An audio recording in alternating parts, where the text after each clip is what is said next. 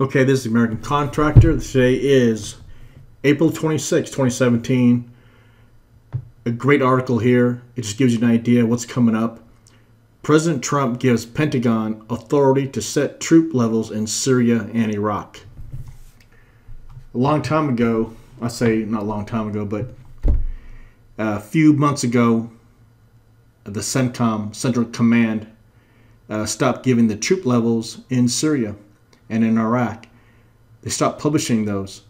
Estimates are saying about 4,000 to 5,000 troops are in Iraq and Syria. There could be a lot more. We don't know yet because the CENTCOM, Pentagon has refused to give the numbers of how many troops are in Syria and Iraq.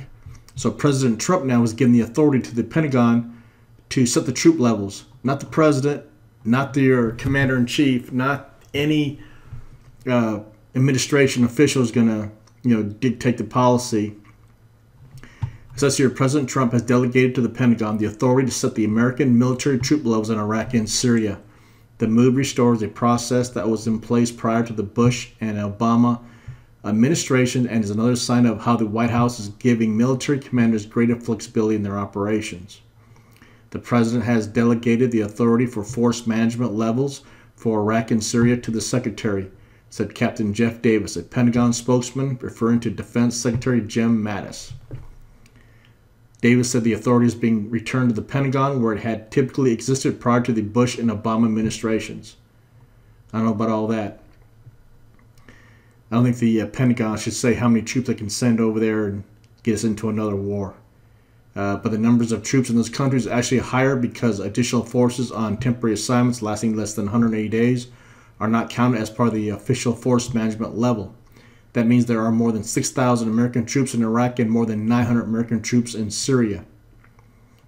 So what they're doing is they're sending troops over there and they're not counting them in the full total amount because these troops are going over there for shorter periods, 180 days or less. So it's kind of like TDY. You go there for 4 or 5 months and you leave, and they're not counted in the total amount of troops that are in Syria and Iraq. To see how they're playing with the numbers. The capping of troops has also meant that some of the support and maintenance duties that would have been handled by military personnel are handled by contractors, which is nothing new. It's always been going on since George Washington in the Continental Army. You always had contractors supplying the army. But this is just another escalation of the coming war in Syria. Trump gives Pentagon the authority to set troop levels in Syria and Iraq.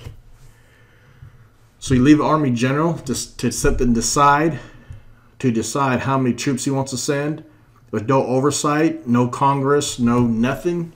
We're just headed down for a slippery slope, and they're just going to slowly creep up. It's called mission creep, and they're just going to slowly bring in more troops every week until they get enough levels over there, and they're going to go into Syria and attack Syria. So we'll just keep an eye on it. I'm keeping an eye on it. I will give videos out, and we'll just see what happens. If you like this video, go ahead and subscribe. If you haven't, subscribe to my YouTube channel. Give me a thumbs up. Put a comment below. Click on the links, and just share it wide.